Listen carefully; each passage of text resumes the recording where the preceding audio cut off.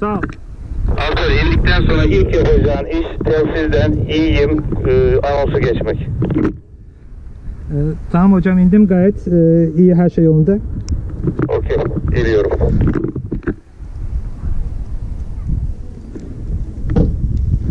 Ne haber? İyi. Nasıl ama, tam hocanın indiği noktaya indim. Evet.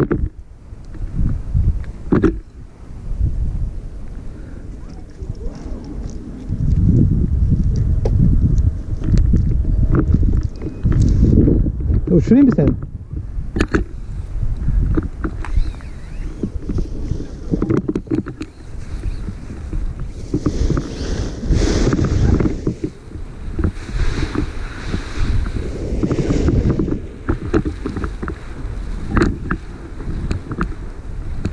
Ya, diyette olmasam öyle bir yerdim ki ben şu brownie'den. Yani şaşırırdınız. Tamam inşallah.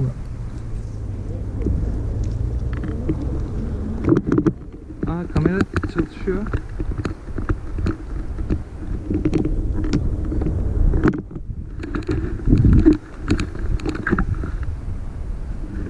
Yaptı mı acaba?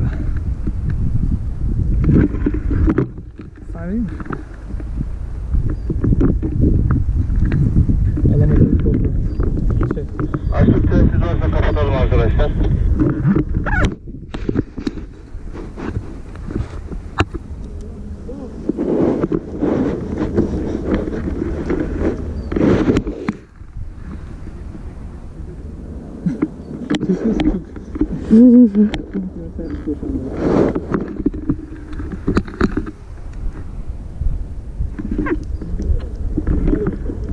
GoPro. Sezai'ninkiler mi bu?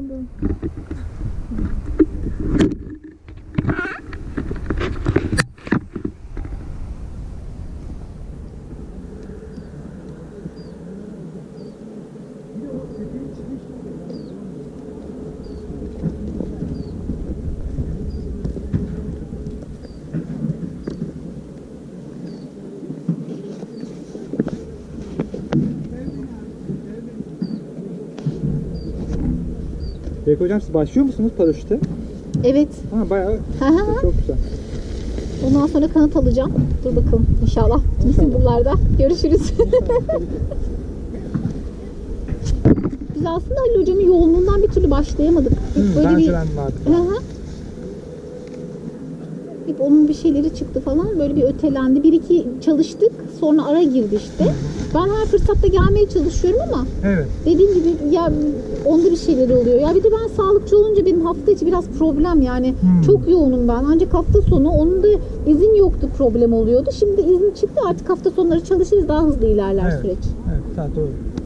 Bunun kırmızı kılıfı nerede? Arabada ya.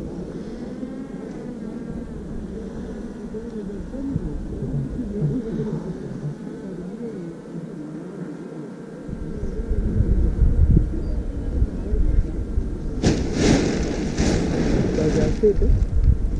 Çok güzel bir alan değil mi? Bütün gün geçirirlerdi çocuklar burada. Tabii. Çok güzel olurdu.